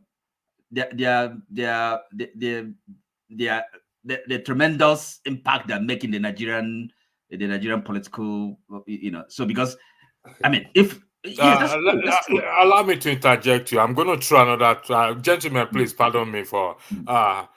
You said they were never been. Some of them were never. Most of them, I would say, most of them, yes. Most of them. Ireti Kingugbe is tested. Has been in the game for long. Okay. Now, Mr. Oti, Yes. I agree that most of them have not been tested, but we all face a test at a certain. Wait, that's what they're going on through. They're going through that. They are going through that test now. So whether they pass or not, Okay. In respect to the token that we've highlighted, and in respect to the XUV, and in respect to Akpabio's birthday party that they all donated 1 to 2 million each to his birthday party, is that not a test? Okay, so now, if you consider it a test, then I would say if not all, at least most failed. Okay, and then this is where, when next time, electioneering, politicking, when they come out again to ask for people's votes, active citizens, okay, because that's democratic life. Active citizens would ask questions, then demand accountability from these people. Okay, they have to, answer these questions, and that's why this is kind of a relationship, a two-way relationship. We don't just vote these people and then allow them to sit there and then represent us, and then we have to ask them questions. How did you, and wait for their answer. See how because we are watching all these things. We're not just kind of spectators. We're watching the game of politics being played by politicians. Yes, they are in the they are in the fray. They are in the, but we are interested. We shouldn't be should never feel disinterested or passive. Watching and then complaining. We should be calling them out, and then very soon it will be time for election again. Then we ask them questions. How did you deal? How did you react? What did you say? What kind of private member bill did you sponsor? What so these are the questions. That's where politics, enlighten. It's not this kind of how we just give you this, give you that. You gotta ask them questions. So and that is an opportunity, and that's the direction we should be going. And for the obedient movement being a much more kind of the real deal, politics. So that's what they should come in and make a difference. It's not just kind of waiting for handouts and then expecting anything from these our elected representatives, but rather asking them questions, demanding answers, and holding them to account. That is how it should be. So in a which I believe all of us here agree that we have to play a much more active role in all of this. So as citizens at various levels, in various ways. Thank you very much. Thank you, Mr. Oti. Osita, welcome. Chim, you have question for Mr. Oti, or you want to weigh in? It's both questions and comments for him. So first and foremost, Mr. Oti, good to see you again, and Merry Christmas and a wonderful New Year ahead. So first of all, nobody's knocking. I'm not knocking Peter Obi. I think he has done well. But what we're saying, where we came up from this conversation, was to see how do we, constructively encourage him with our criticism to go beyond what he's doing. Like, Tone said, we've invited him here, he hasn't come here, and I was explaining that he's been on X. They hold town meetings on X, which is good, but it tells me that majority of his supporters, the obedience, they are mostly on X. So they organize town halls for him all the time to come and talk to them. Now, that's good. That should keep going on. I don't have a problem with that. What I'm saying is this. Let's go with the official figures that INEC declared. He had 6-point-something million votes. That's not a bad amount of votes. So my point was this, and I don't want to overflood this issue, but let me use one of the examples I used. if Peter Obi is really the official, or he says he wants to be the official opposition, that's good. We want him to do that. He can go a step further. Remember, like you rightly said, and which is why I was trying to explain for those who don't understand and who may think I'm oblivious of the fact that he's an opposition leader. He's not in parliament. He has no seat, right? This is a presidential system, so presidential candidates don't get seats in parliament. But you could still play your opposition leadership. What I want to see is to what extent he's able to galvanize those 7, 8 senators and about 30-something members of the Federal House of Representatives, to the extent that their decisions and actions and voting will be a reflection of what Peter Obi's Labour Party stands for. So if we're saying that it's immoral and wrong for our senators to be gallivanting and spending, public funds nilly-willy in an economic downturn, we should start seeing that from his senators. We already know that Peter Obi is frugal. We know that. He's shown it. We don't need him to prove any point. People believe that if he gets in there, he will do better. But right now, the senators and members of the House of Reps, who are supposed to be his party men, are not showing that they align with the philosophy of their principle. So for me, what I wanted to see more was him being able to, influence them in terms of their voting. For instance, when the president went, I will let you speak when I'm done.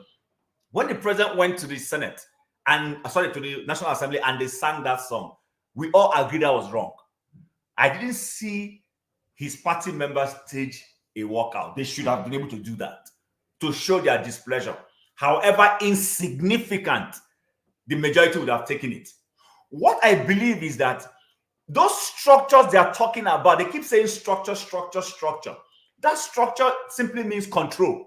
It simply means the ability to be able to wield influence. You understand that you're not going to be everywhere, but you can wield influence. Your presence means a lot. When you speak, your party members carry it out. And we saw Tinubu do these things in fairness to Tinubu when he was an opposition. People tend to forget that Tinubu used to be AD, AC, when they did not have huge number of following across the nation. People have forgotten how he single-handedly, with his influence, reached across the aisle to Edo State and helped Oshomole control Edo State. How he did similar thing for for Ngige in Anambra State and helped him get into the Senate and all those things. So and he built that thing and built that influence to the extent that even without his speaking, his structure speaks for him. So how are we going to build this structure if you're only focusing on the obedient movement, but you are leaving your guys who are already in the political terrain, in the trenches, and you're not be able to get them to do the biddings of Nigerians? So that's where I'm saying he needs to do more. Okay. With respect to that. Okay. Let me just respond to. No, sorry. Okay. Mr. Oti, you are going to respond. Osita, hold on 1 second, please. Mr. Oti, hold on 1 second. I deliberately highlighted this comment, and I will want us to weigh in. Mr. Oti, you come. I want us to weigh into it because this is very, very important. We must not dismiss it because 2020. I've been saying this all along. It is very, very, very crucial. The people should first push for a functional INEC and judicial system. How can they, or how should the people push for a functional INEC and judicial? In fact, I'm going to ignore the next one, the other one, the part B, judicial. My focus is on INEC. So I want us to take turns and weigh into this, starting from me. The way people, which I've not changed my story is the same thing. The way we, the people, can push for a functional, particularly the obedient or Peter Obi and whatever it is to tell his people, his movement, it is via your leaders through your constituency. Because the issue of INEC in the constitution, the president has the power to appoint the INEC chairman and not subject to question. It doesn't necessarily have to present it to the what? To the House. And this is one of the biggest problem we're going to face in 2027, because the person who wrote this said earlier that, have you seen the new appointment into INEC? It's all APC bag men. This is a dangerous territory. I yield the floor to you, gentlemen. Please take turns as we weigh in on this. Okay. Go straight to your point so that we can go around as quick as possible. I will start with Tone, then Oti, then we come to... No, Osita is here. Let's... Tone, sorry, Osita, welcome. Osita, are you there? We'll give Osita the first shot because he just came in. Osita, the floor is yours, please. Okay, I don't think it's ready for us. Tone, we'll come to you. I didn't know I was muted. Okay, all right. Go ahead. Now I'm saying, before I wade into what you just posted, which is a very important topic, I'll just go back to what you guys were discussing first of all. I wasn't here when you started the conversation, but I know you guys are talking about structure. And I listened to a few submissions from Muti. And I dare say this, the guy on the beret say things accurately, clearly. In fact, the thing he said is so important that I think all of us should take it home and think about it. In fact, sleep on it. But I've also listened to Obi on 2 occasions. When you can remember, we invited Sam Amadi here. I don't know if anyone can remember. Electricity once had Sam Amadi on this platform. I don't know if you were here. That Dr. Damages hosted him. I'm not sure I was here, but go ahead. Chim acknowledge that. Dr. Damages asked Amadi what happened in Imo State Labour Party. How come he couldn't get the ticket? Then Amadi said to him that when Imo State people are tired of playing money politics, what will happen? Then they will start looking for him. Now, one would have thought that Labour Party itself would have tried to do things differently. But it shows you that there are people with ulterior motive everywhere in Nigeria. Labour Party, for as long as we know, used to be like a party in the graveyard. The only reason why Labour Party is prominent today is because they took that step and give Obi ticket. Then after he got the ticket, politicians, as calculative as always, what happened? They went where the wave was and also captured it. Now people have asked, Sam Amadi said, Obi said to him, I was the one who asked him to contest in Imo State primaries. But then again, of course, knowing the personality of Peter Obi, he's not going to be the one who will go about and say, make sure it is this person. I listened to Obi on X when he was asked, okay, what's happening? Because people were trying to ascertain his level of influence on those elected members. He said something that was clear-cut. He said, there's only one place he has one vote, and that is in Anambra.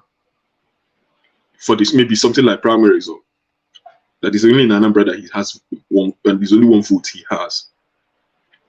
That all he does is advise, and that he continues to tell the party chairman to do what? To always fill in the best candidate. People are asking why Imo State didn't win an election. Imo State didn't win an election. Labour didn't win an election. Why? Because they didn't fill the best candidate. They didn't win the election in Enugu State. Why? Because they didn't fill the best candidate. If you're trying to upturn a ruling government, you need to come with something exceptionally distinguished that will make people cut out their neck for you. That will make people swear on your mandate. That will make people, place their life on your mandate. That would want them to say, make I die. If to say this thing. Look at how people were sticking up for people, be waiting till 4 o'clock to count mandate, to count election. Do you think it was because of Labour Party? It was because of the trust they have on the personality of one individual. Look at what the personality of one individual has created a whole chain of conversation for all of us in the diaspora, re-aspirated all of us. So what makes us think it is different when it comes to governorship elections, local government chairman elections? Now coming to the personality of Peter Obi. Obi, I'm sure he does advise, but the sort of opposition we need, the leader we need in an opposition at this moment, is someone who can do more than advise. Now, I'm not trying to encourage state capture, because there is a very thin line between someone turning himself into a demigod. And I think Obi, he clearly understands the line that in a democracy, you're not supposed to impose your will. That you can, all what you need is advisory. Mind you, Obi is not an activist. So after a few weeks, and I've been having these thoughts in myself, it brought me back to one person, one solution, one person. I started thinking again about Showore. Now, please, before you hunt me down, you shut me down, let me just give my own piece. The personality we need at this point to play opposition, unfortunately, is the clear personality of Peter Obi, who is able to say very deep things in just few simple language that will cause people to go and start reflecting, saying, it's true. But also, we need the personality of Showore, someone like Showore as well, who will go out all the way where the fire is. Because Obi, remember, he's also part of the 1% of the corporation we have in Nigeria. Even if he got his money legitimately, Obi has a lot invested in Nigeria. If war breaks out today in Nigeria, or if something happens in Nigeria today, he is one of the people who will lose the most. Him and the Atikus. That is why during his campaign, he never rubbed Atiku's feathers. Therefore, okay, we lost Osita there. I think I'm here. Okay, you disappeared for a few seconds. I don't know why that was. So Obi is a lot invested in Nigeria. Forces are working against you. He has a lot in Nigeria that he cannot afford to give us that effective charge. Now, just suppose that with a person like Showore. I just watched Showore's clip today when people are asking him about the past governor from the state, and I was marveled. Showore will go as far as telling his candidates from day one, if you continue this, like if you were sure that we're having this conversation, some of the ideas you've been giving us, electricity, would have started being implemented about how to call back. Let me interject you in that. How to call back some legislators already. Showore, because Showore is a party administrator. Hold on 1 second. Go on. Interject you. Allow me to interject you. We're talking about the nation now. Do you agree on that? Even though Peter Obi is the focus of attention, we are talking also about what is good for the best interest of the nation. He shouldn't be the only focus. He shouldn't be the only focus. No, that's what I'm saying. It shouldn't be the only focus. If you were in the last broadcast, Showore issue came up.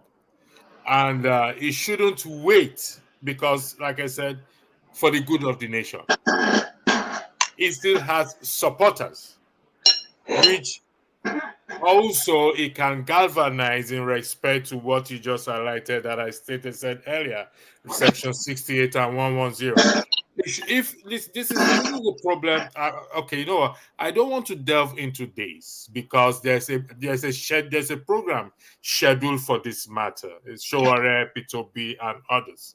So if we could just focus on that, then we will leave this one for another day. If you don't mind, and I don't mind, I will appreciate if you come on the platform on that day.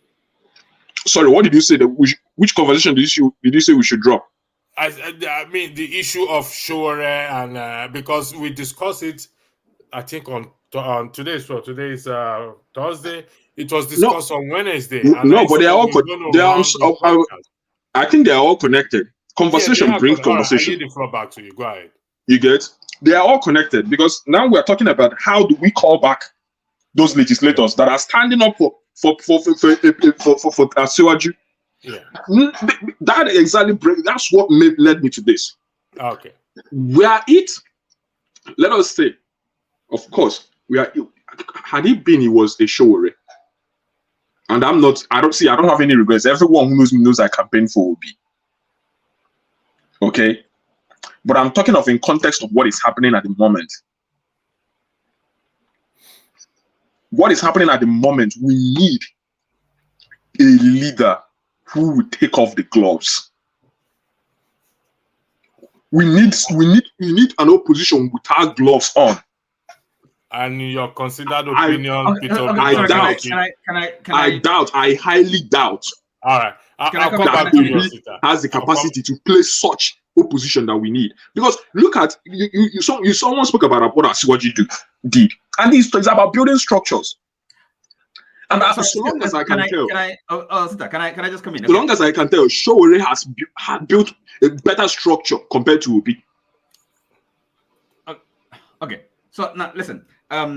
Showore has better capacity to build structures more than Obi. Okay. Let me tell you the only thing that fits Obi. Let me tell you the only thing that fits Obi. And I'll just say this last thing and I'll just give the floor. The only thing that fits Obi is when the structure is properly built, call him and give him the ticket. That's all. That is all. But waiting for Obi to build the structure, forget it. We are not going to get anywhere. Hold on. He will just be on his X. You see that his X to Twitter. And be dropping it small. That is all. Can I just come in? Let's not talk. And I'm sorry if I disappoint you guys, but that is true. No. You made the point. That's to your view. But Osita, 8 months did P2B got a 3-way tie. Excuse me. I don't know whether he can. Now you think he will get a 3-way tie in 2027 with this kind of opposition? Excuse me. Can I just? People are dreaming. Look. First of all. Remember when we were talking about I talked about the Labour Party, structure or lack of structure.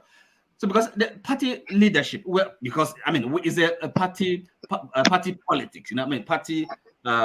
Nobody can run as an independent, so you have to belong to a political party. So and that the task of building a political party, establishing the structure, is that has to be done, and of course maybe somebody who is going to be a good presidential candidate doesn't necessarily have to be a good party manager, Exactly. So that's the thing. And then expecting somebody, looking up to somebody to do everything, that is wrong-headed. So in the end, this is all of our tasks. So we have to, every citizen, okay. So for example, if the shoulder of a guy can establish, set up, and solid. Mr. Tone, can you be a bit more, Mr. Oti, can you be a bit more audible? I'm struggling to hear you. Maybe I'm the only one. If I'm the only one, I'll log out and I'm logging back. Sorry. Okay. What I'm saying is okay. Now, you mentioned Showore, for example, to be a good manager of a political party, setting it up, but does not necessarily gonna make him a good presidential candidate or a good president for that matter. Okay, so now the thing is this: we have a Labour Party, and that's I never suggested that he should be a presidential candidate. No. Please, understand me, gentlemen. Let's maintain. I find Obi. I find Showore a more effective opposition. Gentlemen. I didn't say anything about being a presidential candidate.